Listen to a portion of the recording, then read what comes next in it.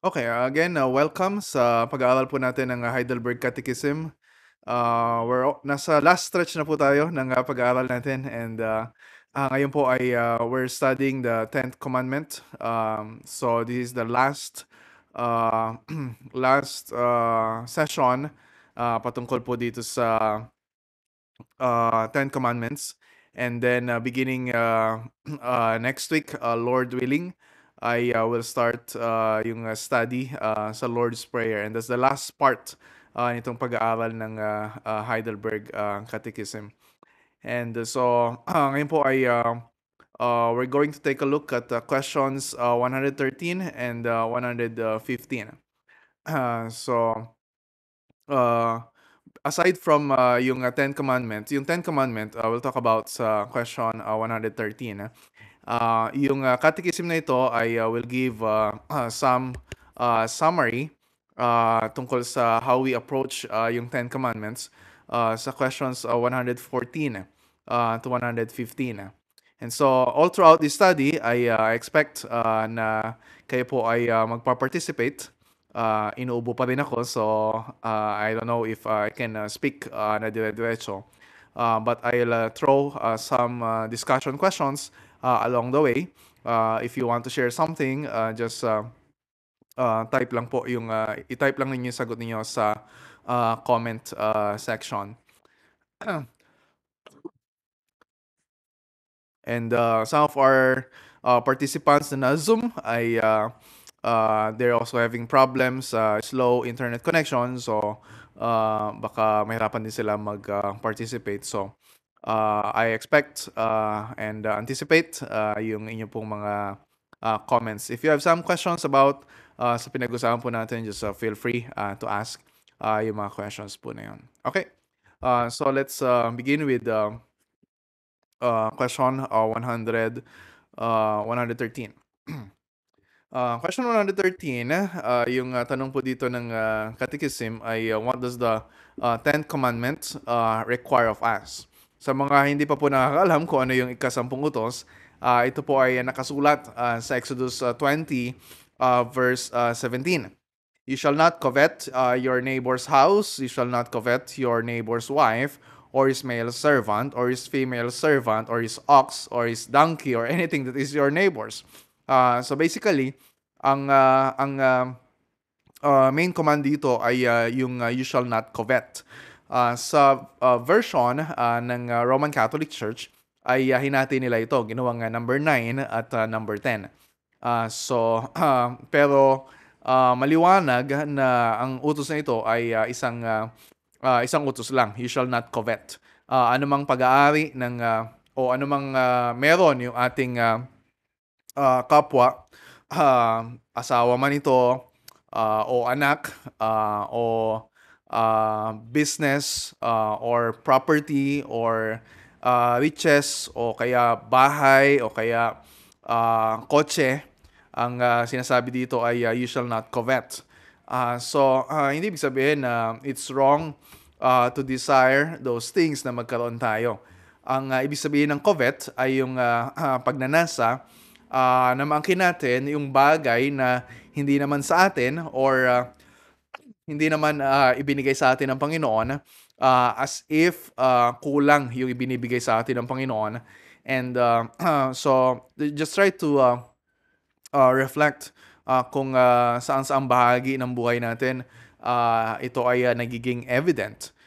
Just try to assess yung conversations natin, halimbawa sa social media or sa Instagram, di ba? Kapag may nakita ka ng mga magandang pictures or magandang napuntahan ng friends mo, o kaya ay merong shinare na success or achievement yung kaibigan mo, o kaya maganda yung nangyayari sa kanilang family o sa kanilang business, o kaya meron siyang tinanggap na blessings. Di ba nandun sa atin yung sometimes we envy and sometimes we comment yung sana all na nauuso ngayon na comment. Pero I'm not saying na masama yung ganong comment. Pero let's try to assess yung hearts natin na when we say sana all, yung ba ay nagpapakita na we are yung nilalabag natin, yung ikasampung utos, is that covetousness. Naiinggit ba tayo na meron sila, ay yung wala tayo, meron sila.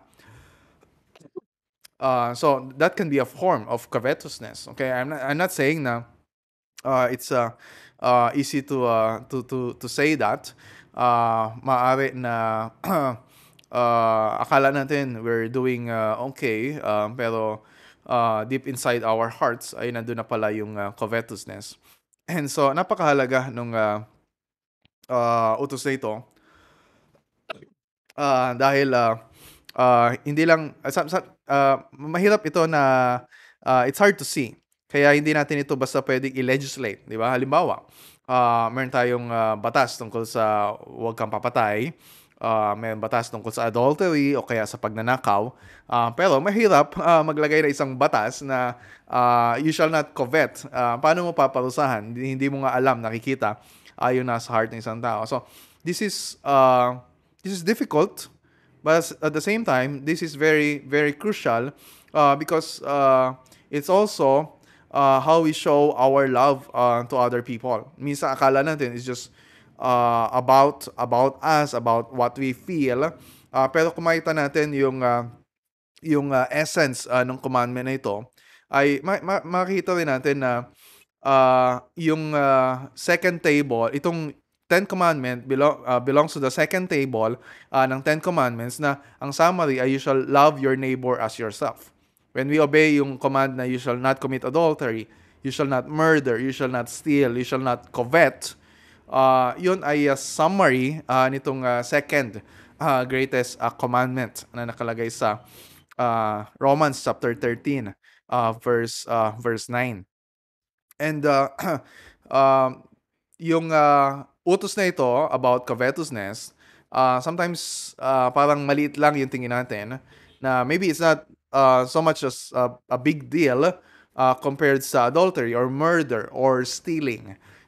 Pero when you listen sa New Testament, when you listen to Christ, when you listen to the apostles, makita natin na this is not just an old covenant commandment.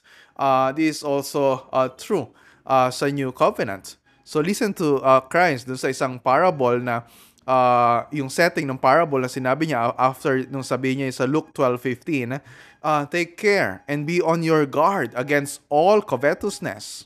Ibig sabihin, kailangan natin bantayan yung puso natin. Baka meron tayong ganitong sinful desires sa heart natin. At yung sinabing reason dito ni Christ, for one's life does not consist in the abundance of his possessions. So, kung tumulad tayo dun sa parable na sinabi dito ni Christ, yung ang ginawa lang niya sa buong buhay niya, nag-ipon, nagpayaman na nagpayaman, pero namatay siya, hindi naman niya napakinabangan lahat ng kanyang kayamanan. So, ang point dito ni Paul, ni Christ, is to guard our hearts, na magkaroon tayo ng proper perspective sa mga bagay na meron tayo sa mundong ito. So, we need to have an eternal perspective regarding our possessions. Dahil kung iniisip natin na yung buhay natin, yung significance natin, yung satisfaction natin, ay nakasalalay sa dami ng possessions natin, kung ano yung mga bagay na meron tayo, and that's an unbelief. That's in a way contradictory dun sa gospel message na pinaniniwalaan natin, na when we say our sufficiency is in Christ. So that's the 10th commandment. Pero makita natin dito sa Heidelberg Catechism na yung sagot ng Catechism ay it's much bigger than yung may kinalaman sa possessions natin. Tingnan ninyo yung sagot dito sa Catechism. What does the 10th commandment require of us? Okay. I will read. Ito yung sagot. That not even the slightest thought or desire contrary to any of God's commandments should ever arise in our heart. Rather, with all our heart, we should always hate all sin and delight in all righteousness. So in a way, ang ginagawa dito ng Catechism, it's not just saying na yung ika-sampung utos ay just one of the commandments. Actually, it underlies yung heart nung iba pa ng mga commandments because it's a matter of the heart. Kaya sinabi dito na it's about what we desire, about yung pagsunod sa Diyos. Do we hate yung pagsuway sa Diyos? Do we delight in all righteousness? Sa Tagalog, ano ang hinihingi ng ika-sampung utos sa atin? Na ang kalit-liitan mang kaisipan o pagnanasa na salungat sa anumang kautusan ng Diyos ay hindi dapat umusbong sa ating puso. Sa halip, dapat lagi nating kamuhian ang lahat ng kasalanan ng buong puso at malugod tayo sa lahat ng katuwiran. So, when we're talking about yung mga commandments, like halimbawa, murder or stealing. Yung stealing, merong very obvious connection dito sa Ten Commandments. You steal, minsan iniisip lang natin yung behavior or yung external expression ng pagnanakaw, limbawa. Pero ano bang klaseng desire yung pinanggagalingan ng pagnanakaw? Na meron kang isang bagay na ninanais na hindi sa'yo, pero pag-aari ng kapwa mo, it's the same thing with adultery, right? Kapag gusto mong makuha yung asawa ng ibang tao at hindi naman yun sa'yo, so nagsisimula yun sa desire ng covetousness. So even kahit na hindi pa nagiging adulterous or hindi pa nauwi sa stealing yung kasalanan, pero yung sinful desire nasa heart na natin. I'm not saying na it's wrong to have desire. Hindi naman tayo katulad ng mga Buddhist na ang goal ng buhay ay to eliminate yung mga desires na yon. God created us with desires. Kaso, ang naging problem natin, katulad ng sinasabi ni Augustine, ay yung disordered, yung love natin, disordered yung affections natin. So we need to guard, katulad ng sinasabi sa Proverbs 4:23, bantayan natin yung puso natin. Keep your heart with all vigilance, for from it flow the springs of life. So, napakahalaga na we don't just say na hindi naman ako nagnanakaw, hindi naman ako nakikiapid. Pero we need to guard our hearts dahil ito yung pinakamahalaga sa lahat. Sabi dito sa Proverbs chapter 4. And tingnan din natin yung connection nung 10th commandment. So ngayon nakita natin yung connection ng 10th commandment sa sexual immorality, so adultery. Yung connection ng covetousness sa pagnanakaw. But let's also compare yung relationship ng 10th commandment sa first commandment. So, ano yung first commandment? You shall have no other gods before me. So, and then try to observe yung sinabi ni Paul sa Colossians chapter 3 verse 5. Put to death, therefore, what is earthly in you. Sexual immorality. So, ito, puro ito mga sinful desires. Impurity, passion, evil desire, and covetousness, which is idolatry. Hindi sinabi dito na put to death covetousness and idolatry. Ang sinasabi dito ni Paul, yung covetousness ay idolatry. So it's worth noting na yung first commandment at yung 10th commandment, so ito yung parang bookends nung 10 commandments, ay may kinalaman sa desires ng heart natin. So, ibig sabihin, when we desire yung isang bagay na hindi sa atin, and ibig sabihin, yung sinful desire na yon, so nagiging sinful siya if we believe in our heart na na hindi sapat ang Diyos para sa atin, na hindi binibigay ng Diyos yung mabubuting bagay para sa atin, na hindi tumutupad ang Diyos sa kanyang mga pangako sa atin. And that's why sinabi ni Paul na yung covetousness ay idolatry. This is very serious. So uh, sometimes akala natin it's harmless. Yung pagko-comment tayo ng sana all. Pero when we try to assess our hearts, baka nandun yung covetousness sa heart natin. That's why we're saying that. O baka nandun na yung idolatry sa heart natin because we are saying that. Uh, na parang sinasabi natin na dahil wala sa akin yung bagay na yon, I'm less happy. Hindi sapat yung buhay ko. I'm not satisfied sa buhay ko. I can only enjoy life and be happy and be satisfied kung magkakaroon ako ng mga bagay na yon. That's idolatry. That's unbelief. And so that's really evil. That's an indication of the evil condition ng heart natin. Kaya very serious. Very serious yung kasalanan. Ibig sabihin, very serious din yung consequences.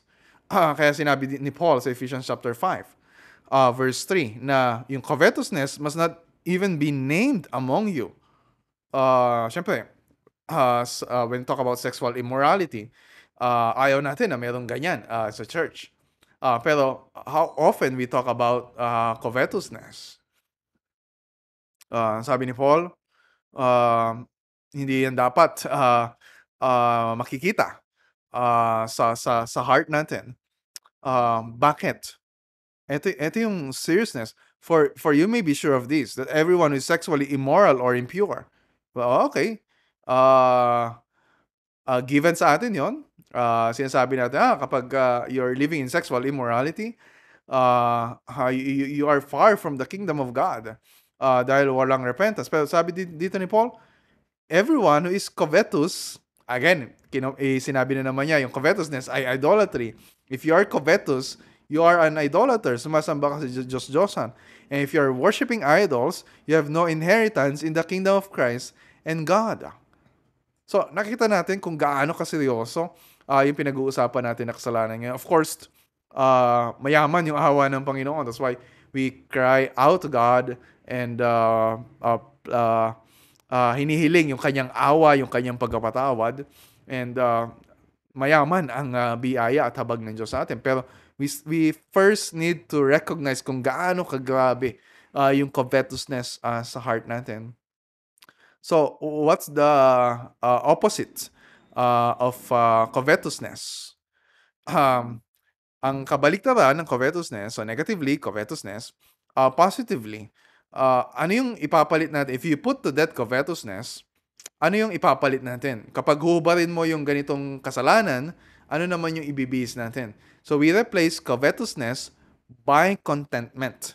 Dahil yung covetousness, sinasabi na, hindi pa sapat ang buhay ko dahil wala ako ng bagay na yun. Hindi sapat ang buhay ko dahil yung asawa ko ay hindi kasing ganda nung asawa nung kaibigan ko. But yung contentment ay naniniwala doon sa pangako ng Diyos na sinasabi sa Hebrews 13:5. Keep your life free from love of money, that's covetousness, and be content with what you have. So, yung kabaligtaran ng covetousness ay contentment. Dahil ang puso natin na kontento ay naniniwala sa Diyos na nangako siya, hindi niya tayo pababayaan.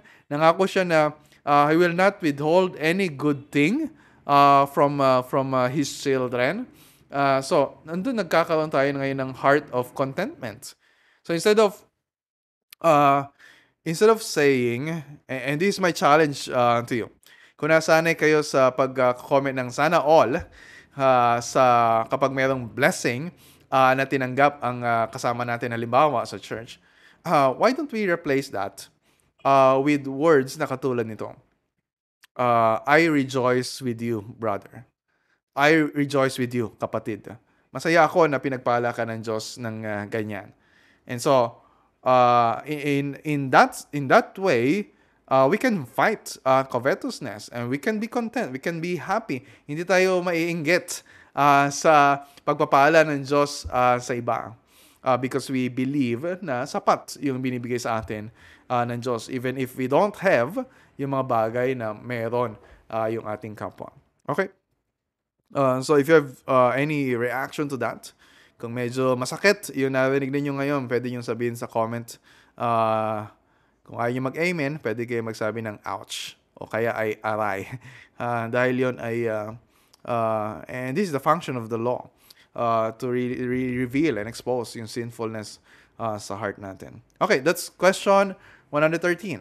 So before we move on sa next two questions, if you have some questions, if you want to share your reflection, paki-type lang po sa comment before we move on. Okay?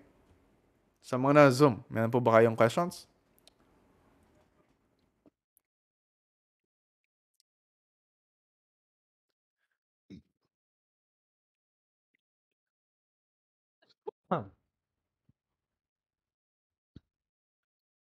Yan, sabi ni John, aray. Ako rin, in English mo pa. Okay. Ako rin ay nasasaktan sa mga sinasabi ko.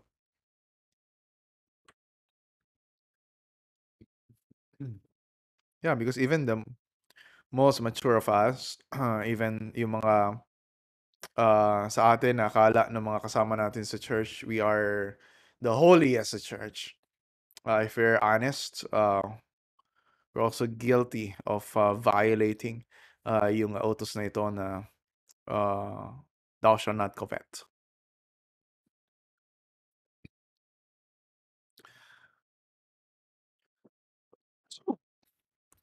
Okay, so uh, you don't need to study yung 10 commandments, lahat ng commandments na yun. Kahit yung una pa lang, o kahit itong pang-sampu lang, before you can answer yung question 114. But can those converted to God? Okay, so dito sa question na ito, we're talking about believers. We're talking about Christians. We're not talking about non-Christians. Obviously, if you're not a Christian, the Holy Spirit is not in you. We cannot really obey yung commandments ni God perfectly. No one is righteous. No, not one. Wala ni isa mang gumagawa ng mabuti. Pero, when we're talking about Christians, paano natin sasagutin yung question na ito? Can those converted to God, yung mga totoong Kristiyano, genuine believers, regenerate, born again, keep these commandments perfectly? Not just number 10, but numbers 1 to 10. Anong sagot? Yes or no? Definitely no. Definitely no. We don't believe in perfectionism.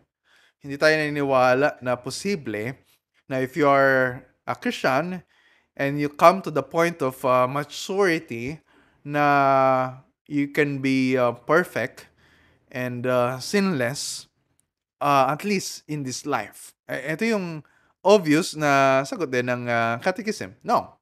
In this life, even the holiest have only a small beginning of this obedience. Tingnan niyo yung holiest, pero it's just a small beginning. Nevertheless, with earnest purpose, they do begin to live not only according to some, but to all the commandments of God. Sa Tagalog, ngunit, kaya ba ng mga nagbalik loob sa Diyos na isa sa katuparan ng ganap ang mga utos na ito? Can I request Ezer? Andiyan ka ba, Ezer? Can you read yung sagot? Uy, nandito si John sa Zoom. Hello po. Yeah. Pwede pakibasa yung sagot? Hindi. Sa buhay na ito, maging ang pinakabanal ay mayroon lamang bahagyang panimula ng pagsunod na ito. Gayunpaman, may taimtim na layuning sinisimulan nilang mamuhay, hindi lamang ayon sa ilan, kundi ayon sa lahat ng utos ng Diyos. Okay. Pansinin niyo kung gaano ka careful yung statement ng catechism dito. Yes, we need to be honest. Hindi natin kayang sundin perfectly yung mga utos ng Diyos. Pero ang tamang response dito ay hindi yung tinatawag na antinomianism. Na parang, okay, di naman pala natin kayang sundin ang mga utos ng Diyos. So, why would we even bother try obeying the commandments of God kung di naman natin kayang sundin ang lahat ng inuutos ng Diyos? So, what's the point? So, ang binibigyan din dito ng catechism, yes, we cannot obey the law perfectly, but because we have renewed desires, nandun na yung desire natin na sumunod, hindi lamang sa ilan, kundi sa lahat ng utos ng Diyos. This is not about selective obedience, but complete obedience. Yun yung desire natin. But of course, andun yung tension sa heart natin because we have a spiritual nature, we have a new nature, and then we still have yung sinful nature within us. So yung indwelling sin. So nandun yung tension, works of the flesh or desires of the flesh versus desires of the spirit. That even kahit si Apostle Paul, sinasabi niya sa Romans 7:15, although iba sabihin, ano yan, mga salita yan ng unregenerate. Pero we have sufficient evidence na Paul was speaking here as a Christian, as a genuine believer. And this is also true sa experience natin. Like Paul, di ba sabi niya, "For I do not understand my own actions. For I do not do what I want, but I do the very thing I hate." And we feel that kind of tension every day. Na on the one hand, we desire to obey God, pero on the other hand, nandun pa rin yung mga sinful desires sa heart natin at nagka-clash yung mga desires na yon. And then yung sinabi ni Paul later on, it's waging war. So it's not just a tension, it's a battle. Sabi niya sa Romans 7:22-23, "For I delight in the law of God in my inner being, but I see in my members," so sa katawan niya, "another law waging war against the law of my mind and making me captive to the law of sin that dwells in my members." So, yung tamang hakbang na dapat natin gawin is for us to have an honest assessment of ourselves. Now, we still have these sinful desires. Dahil, aside from antinomianism, or yung anti-law, o hindi na tayo susunod sa utos ng Diyos, meron namang another anti-gospel na response, ay tinatawag na legalism. Na, okay, ito pala mga utos ng Diyos, so kailangan kong sundin. Kailangan kong pagsikapan na sundin. Kailangan kong gawin so that I may be justified, I'll be accepted by God, I'll be loved, I'll be forgiven. That's anti-gospel. Now, we obey the law because we are already forgiven. So, in order to avoid both legalism and antinomianism, kailangan, syempre, magkaroon tayo ng tamang pagkilala sa sarili natin. Dahil, kung sasabihin natin na, okay, pagsisikapan ko na sundin ang utos ng Diyos, meron ka bang tamang assessment sa sarili mo? Can you really obey the law by yourself? Of course not, right? So, yung iba naman naniniwala na possible yung sinless perfection. And ang sinasabi doon ni Apostle John is we're just deceiving ourselves. Kapag sinasabi natin na dumating na tayo sa point, pinatawad tayo ng Diyos ng lahat ng kasalanan natin. So kahit na sumusuway tayo sa utos ng Diyos, wala tayong kasalanan. No, mayroon pa rin tayong kasalanan. If we say we have no sin, sabi ni Apostle John, we deceive ourselves and the truth is not in us. So in order to fight sin and begin walking in obedience to God, we need to face yung reality, yung truth na tayo ay makasalanan. And by ourselves, hindi natin kaya na sumunod sa mga utos ng Diyos. Pero, because of the work of Christ on the cross, because of yung justification na tinanggap natin, because dahil totoo yung sanctification na process na pinagdadaanan natin everyday, dahil sa power ng Holy Spirit na nasa atin, nagkakaroon tayo ng bagong desires sa heart natin. Na kahit na ang daming beses na sumuway tayo sa utos ng Diyos, we don't give up, we don't resign, na sinasabi natin na ayoko na, okay? Wala na akong pag-asa na makasunod sa utos ng Diyos because I keep disobeying God over and over again. If the Holy Spirit is in us, nandun yung desire sa atin na sumunod sa utos ng Diyos. Like, yung psalmist. So Psalm 1, verses 1 to 2. Blessed is the man who walks not in the counsel of the wicked, nor stands in the way of sinners, nor sits in the seat of scoffers, but his delight. So this is a condition of the heart. His delight is in the law of the Lord, and on his law he meditates day and night. And this is one of the evidences or proofs na we are genuine believers, na tayo talaga ay born again if we desire to obey the commandments of God. Because if we don't have any desire na sumunod sa utos ng Diyos, then the Holy Spirit is not in us. And because that's part of yung New Covenant promise. Kapag nilagay ng Diyos yung Holy Spirit sa atin, it will cause us to obey the law of God. Not perfectly, but truly, and merong progress sa Christian life natin as we move along sa journey natin as Christians. So yun yung process of sanctification. And kapag nandun yung conviction sa atin dahil nakagawa tayo ng kasalanan, or lalo na if nagiging habitual yung kasalanan natin, and we are andun yung sorrow, andun yung feeling of guilt, and that's the work of the Holy Spirit. So sometimes we doubt na Kristyano pa kaya ako, nagagawa ko yung kaganitong kasalanan. Pero if you feel yung sorrow sa heart mo, kapag merong ganong klaseng yung feeling na nakikipaglaban inside of you, ibig sabihin, the Holy Spirit is really in you dahil merong ganong pakikipaglaban. Ang nakakatakot ay kapag dumating ka sa point ng buhay mo na you no longer feel yung guilt ng kasalanan, you no longer feel sorrowful dahil sa mga kasalanan na ginagawa mo, and you're not asking God for forgiveness, at wala na yung heart of repentance. And nakakatakot, of course, na dumating sa ganong punto ng buhay natin. That's why yung pag-aaral natin is also in a way serving as a warning, a means of grace sa atin ng Diyos para magpatuloy tayo to persevere until the end.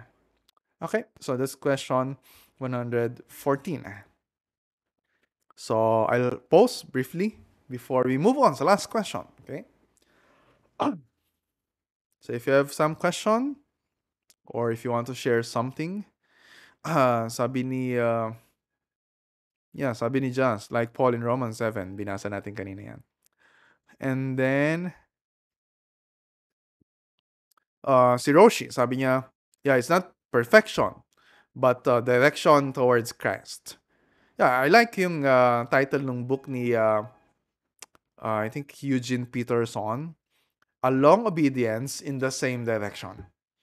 Because hindi naman lahat ng Christians ay merong same progress sa Christian life. Yung iba ay mabilis yung kanilang maturity. Iba sobrang bagal, and if you're a pastor, talagang matetest yung patience mo kapag meron ka mga ganitong members sa church na parang bakit napakatagal nung kanyang spiritual growth.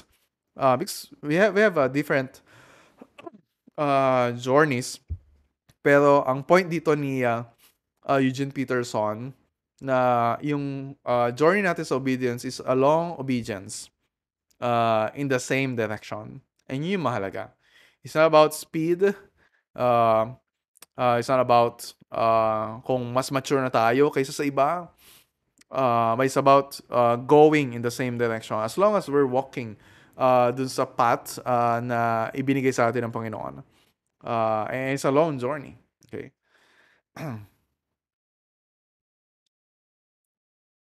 Yeah, sabi din ni Joss, obedience is different from legalism. Yeah, that's true. And that's a problem sa maraming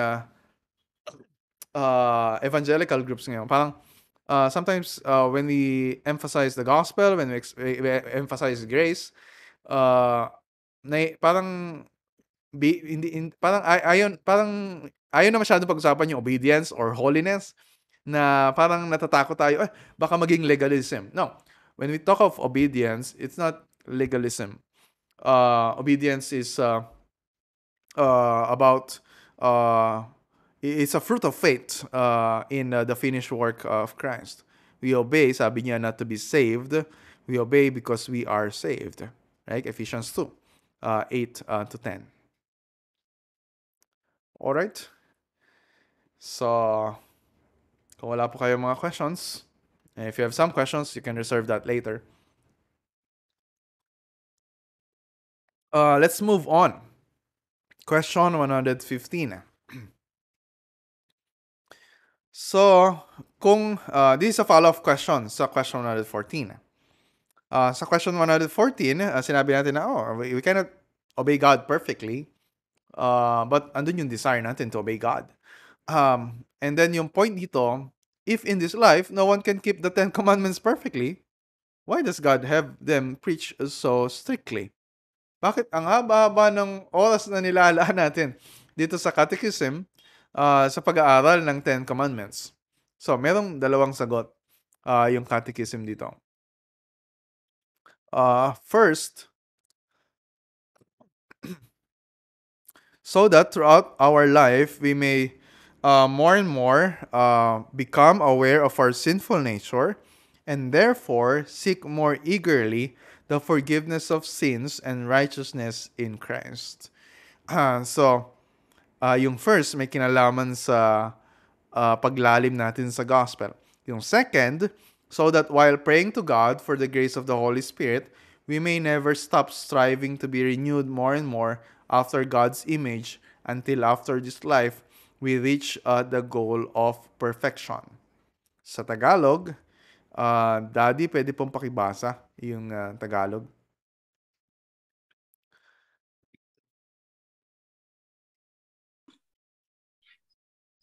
Kung sa buhay na ito ay walang sino mang ganap na makatutupad sa 10 utos, bakit ninanais pa ng Diyos na ipangaral ito ng napakahigpit?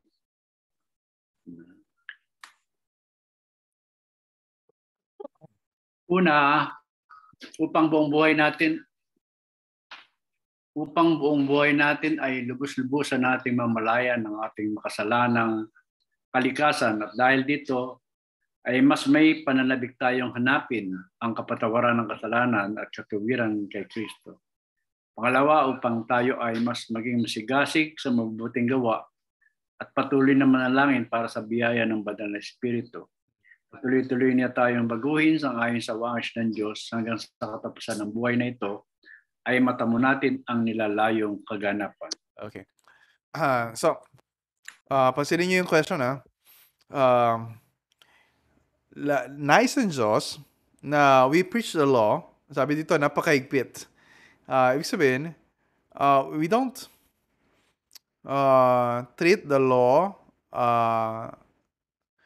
na loosely, or parang sinasabi natin, we're no longer under the law, we're under grace, so let's just preach Christ, let's just preach the gospel, let us just preach grace, let's just preach forgiveness. So yung 10 Commandments, yung preaching of the law, no, that's moralism, that's legalism. Yun yung reaction ng iba. Pero yung tinuturo sa atin ng catechism na it is God's will na hindi natin pabayaan yung preaching of the law. Naalala nyo, even Christ, right? Di ba sinabi niya na He came not to abolish the law, but to fulfill it. And do you remember yung encounter niya with the rich young ruler? Tapos sinasabi niya na paano siya magkakaroon ng buhay na walang hanggan. Then sinabi ni Christ, ito yung kautusan. Akala nung lalaki na yun, nasunod niya na yung kautusan. And then sinabi ni Christ na ibenta mo lahat ng iyong ari-arian at sumunod ka sa akin, na hindi niya nagawa. So, Christ was preaching the law. And merong purpose yung law for that unbeliever para ma-realize niya yung kasalanan niya. Na akala niya nasunod niya na lahat ng kautusan ng Diyos, pero dahil hindi niya kaya na iwanan yung kayamanan niya, ibig sabihin, hindi niya kayang sundin yung ikasampung utos. Hindi niya kayang sundin yung unang utos na ang kayamanan niya ay yung ginagawa niyang Diyos-Diyosan. So, ito yung point nitong catechism na when we preach the law in all its fullness, it serves God's purposes in the gospel. Dahil pinapakita ng kautusan na tayo ay makasalanan. Dahil nakita natin na tayo makasalanan, tayo ngayon ay tatakbo palapit kay Kristo to seek His forgiveness, to seek His righteousness. And so, ito yung unang purpose of the law. Yung pangalawa ay yung it's not just bringing us deeper into the gospel, bringing us to Christ, but it's also guiding us sa Christian life. Hindi lang sinasabi ng kautusan na sumuway ka sa utos ng Diyos. Ginagamit din ng Diyos yung kautusan para turuan tayo na sumunod sa mga utos ng Diyos by the Holy Spirit na nasa atin. So, just to look at some passages, so Psalm 32 verse 5, ito yung may kinalaman doon sa first answer ng catechism, na dahil alam natin yung utos ng Diyos, nakikita na, alam huwag kang mangangalunya, and then we committed adultery, and then yung Holy Spirit convicts us na nilabag natin utos ng Diyos like David, right? He confessed yung kasalanan niya sa Psalm 51. Ganito din sa Psalm 32. I acknowledge my sin to you. I did not cover my iniquity. I will confess my transgression to the Lord, and you gave the iniquity of my sin. So, if we're not, kung lax tayo sa preaching of the law, then it won't help us see yung kasalanan natin. At kung hindi natin makita yung kasalanan natin, why will we ever seek God's forgiveness, right? Ito din yung point ni Paul sa Romans 3, 19 to 20. Di ba? Sabi niya doon sa dulo, sabi niya doon sa una, sa verse 19, na yung sinasabi ng law, yung kautusan, ay for the purpose so that every mouth may be stopped, to hold us accountable. Di ba? Ito yung standard na we violated. And then, so sinabi niya sa verse 20, since through the law comes knowledge of sin. So, ayaw nating pag-usapan yung kautusan dahil ayaw nating ma-expose yung kasalanan natin. Pero, yung exposure ng kasalanan natin, when we confess our sins, although it's hard, para tayong pinapatay because of shame, when we speak openly about our sin, akala natin it's a bad thing for us, pero in God's design, it's really good for us. Dahil kapag nakita natin kasalanan natin, masabi din natin like Paul, wretched man that I am, who will deliver me from this body of death? Thanks be to God through Jesus Christ our Lord. So, kapag na-expose yung kasalanan natin, it drives us to seek the forgiveness and the salvation we have in Christ. And that's good. Dahil kung hindi na-expose yung kasalanan natin, akala natin we're okay. Akala natin we're obeying the law. Yung pala ay hindi naman pala natin nasusunod yung utos ng Diyos. So, and that cannot be good for us. Dahil we are assuming we're living our lives day by day, nakala natin we're doing okay. Yung pala, meron ng pride sa heart natin, meron ng covetousness sa heart natin, meron ng lustful desires sa heart natin. So, yung first purpose ng preaching of the law is to drive sinners. And when I say sinners, not just unbelievers, even us.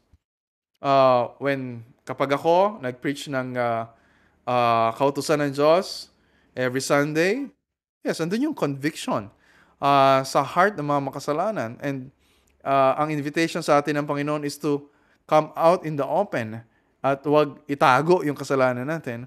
And this is good news, right? Sabi sa 1 John 1:9, if we confess our sins, ito yung assurance of pardon na commonly, usually, sinasabi namin after yung prayer of confession sa aming worship service. If we confess our sins, He is faithful and just to forgive us our sins and to cleanse us from all unrighteousness. How can we experience God's forgiveness? Kapag hindi natin pagsisisihan yung kasalanan natin. Paano natin pagsisisihan yung kasalanan natin kung hindi natin alam kung ano yung kasalanan natin? Paano natin malalaman yung kasalanan natin kung hindi natin alam o naunawaan yung utos ng Diyos? And so, the law serves the gospel dahil pinapaalala sa atin na si Kristo ay tinupad niya na lahat ng demands of the law. Inako niya yung parusa na nararapat sa ating mga kasalanan. That's why God is faithful and just to forgive us. Hindi na tayo sisingilin ng Diyos. There's therefore now no condemnation for those who are in Christ Jesus.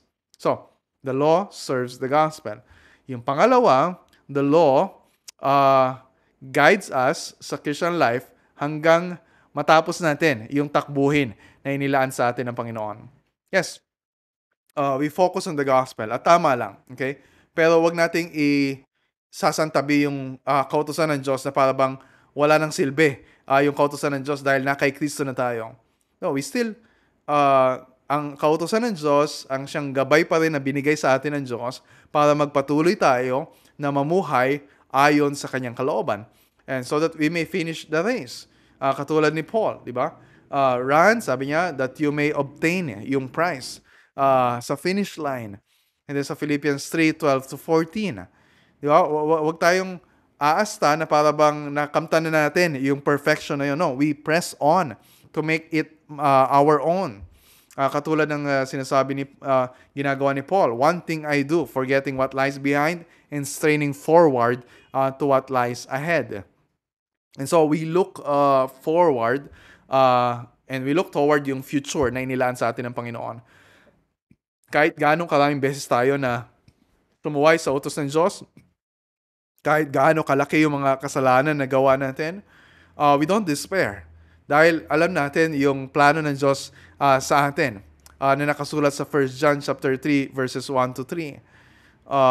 Simulan ko sa verse 2, Beloved, we are God's children now, and what we will be has not yet appeared.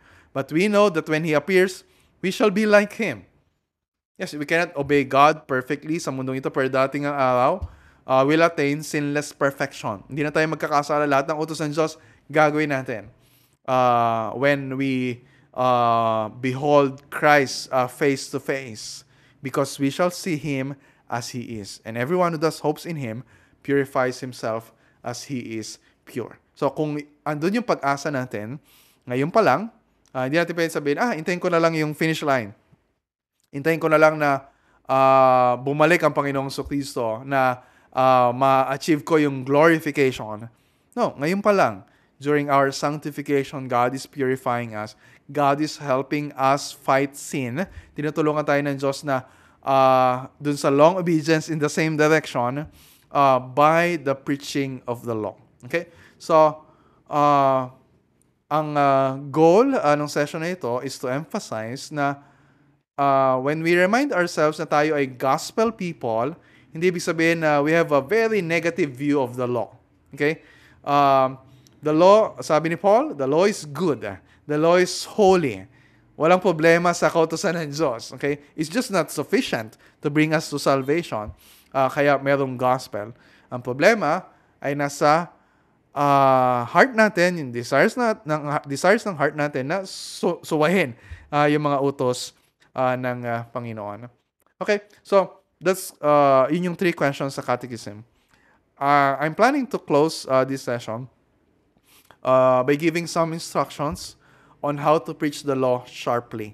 And ito ay directly applicable syempre sa mga pastors. We are preaching, pero in a way, it's also applicable sa mga parents. Kasi we require obedience to our children, right? Sa mga nagdi-disciple. Because we guide yung mga dinidisciple natin kung paano sumunod kay Kristo. So, in a way, it's also applicable sa atin. But before I go to that, let's just take a quick break. Kung meron po kayo mga questions, and if you have some comments na pwede ko rin basahin, balikan ko lang ibang comments. Si Ed Jordan, sabi niya, we can't obey the commandments of God perfectly. But the question is, do we have yung desire to obey God genuinely? Are we crying when we sinned against the Holy God? Sabi ni Glidel, yeah, I think he's quoting from Paul, right? Romans 7:13. Na without the law, di ba, hindi natin malalaman na is against the law, yung you shall not covet. And then sabi niya, through the commandment, sin will become utterly sinful. So lumalaki ngayon, o lumalalim yung pagtingin natin sa kaseryosohan ng kasalanan because of the preaching of the Ten Commandments. And sabi ni Glandy, the law shows our sins. Yeah. It also leads us to our Savior. Yeah, that's yung first purpose na nakita natin sa sagot ng catechism. Okay, do you have any questions so far before I close with some exhortations on how to preach the law sharply?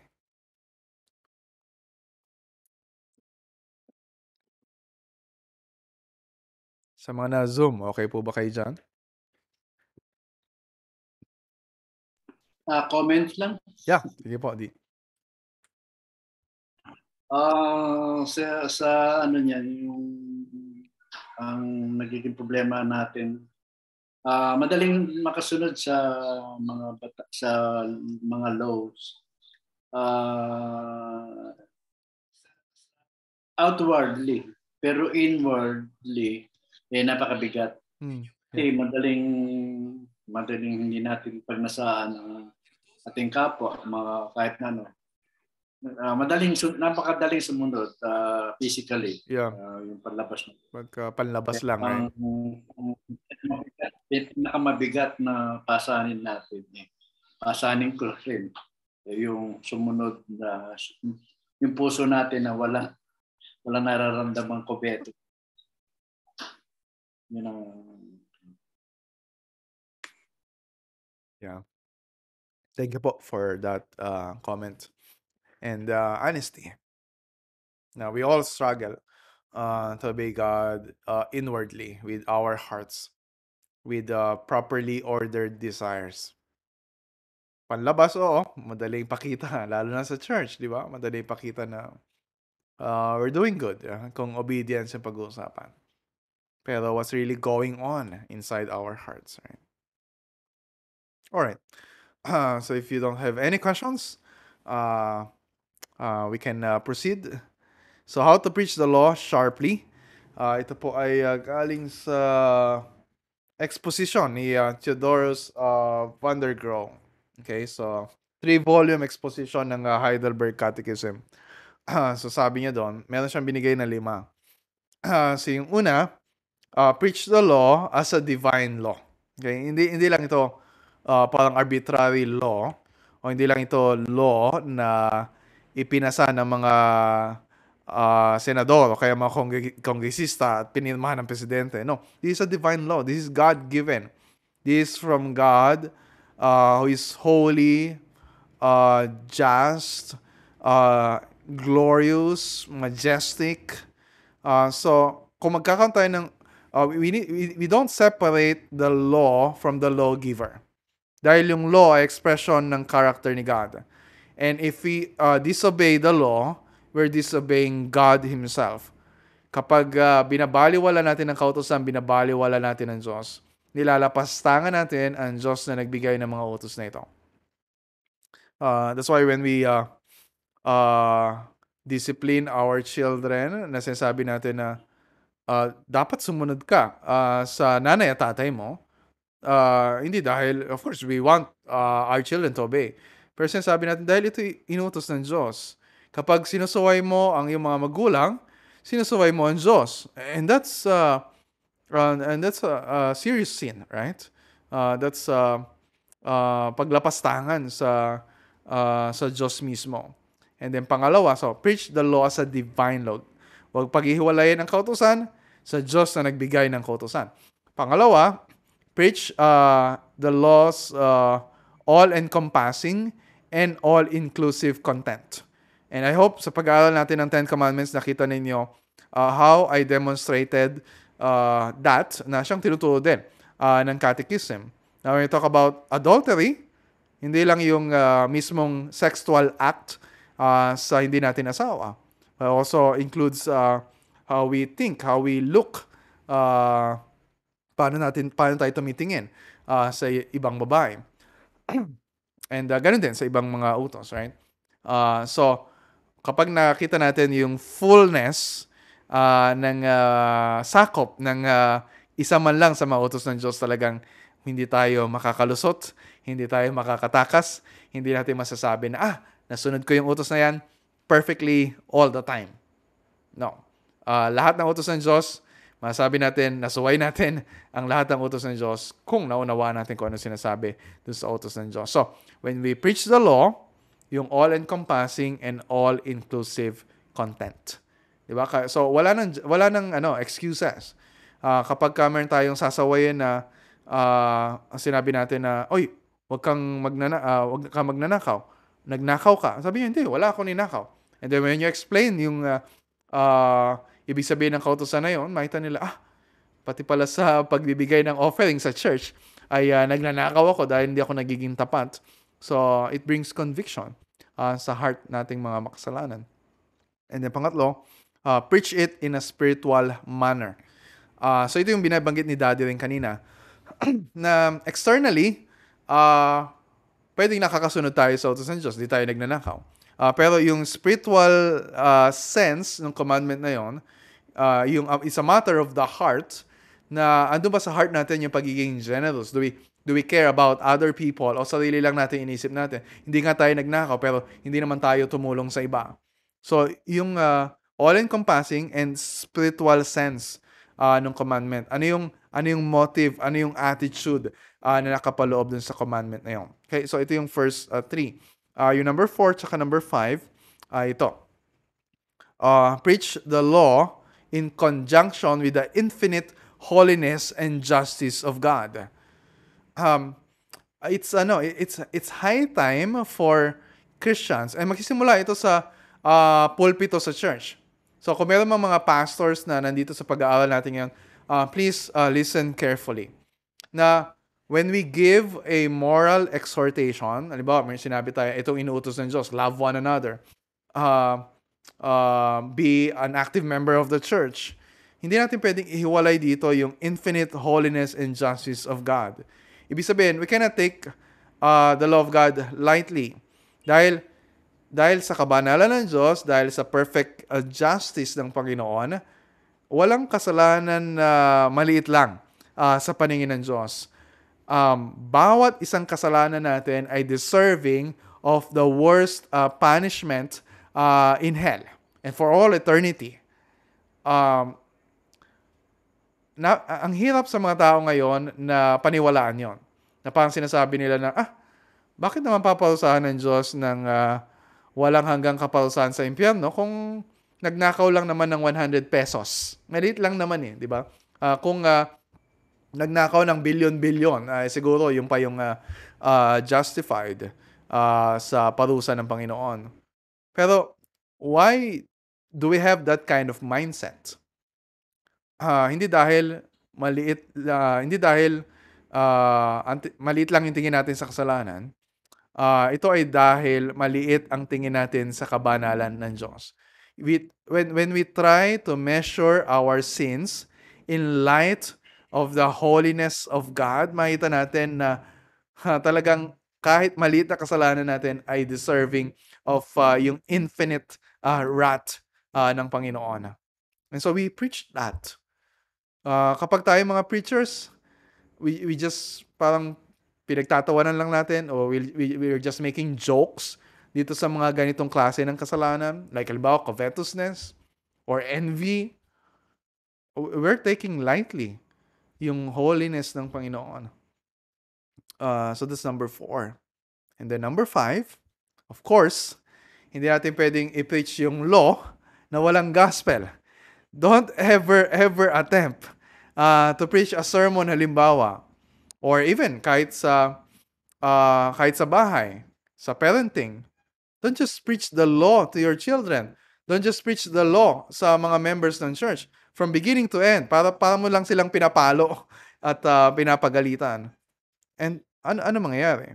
You just feel guilty, burdened, and crushed dun sa weight nung law na hindi nila kaya sa sarili nila. And magkakaroon sila ng mindset na, yung Christianity pala is just about having a good moral conduct, or just trying to behave, just trying to be better. Akala nila yun yung klase ng Christianity, and they will have a false image of God. Akala nila, tatanggapin lang pala tayo ng Diyos kapag susundin natin yung mga utos niya. No. Kaya mahalaga yung number 5. Preach the law na hindi na kayo walay sa gospel.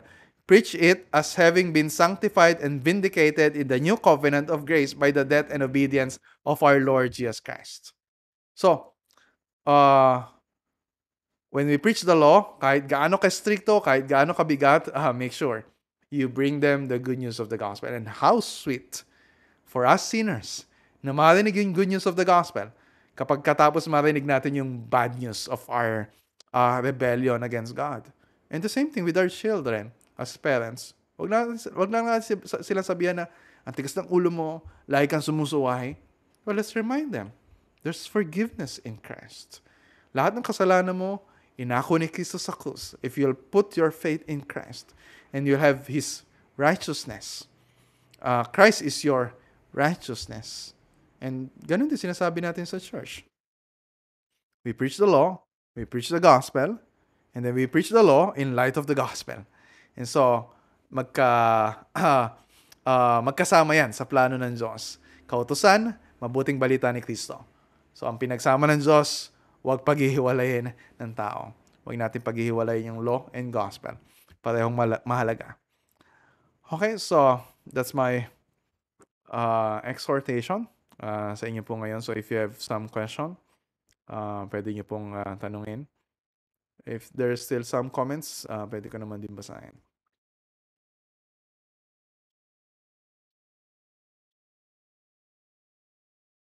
Yeah, sabi ni Ed Jordan, we're called to be content and God is our contentment. Our delight is the word of God. Christ who gave us eternal life is sufficient enough. We need to hold His promises to us dahil ang Diyos ay tumutupad sa kanyang mga pangako.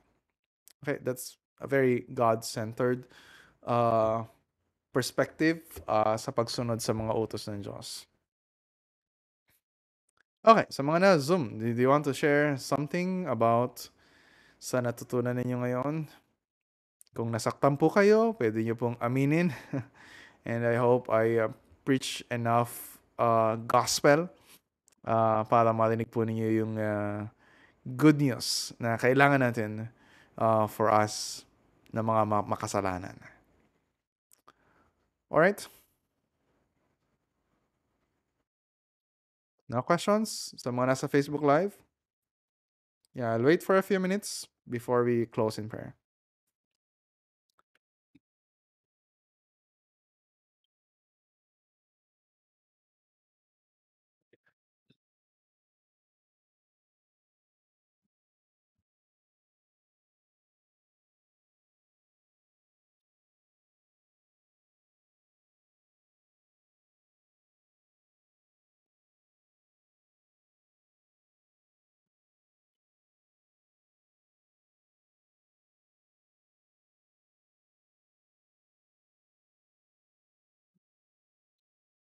Alright, so I'm not seeing any questions. That's okay. Maybe we need more time to spend alone with God and just reflect sa mga narinig natin. Have some time to talk to God, confess your sins, and ask God for forgiveness, ask God for help na tulungan tayo na sumunod sa kanyang mga utos.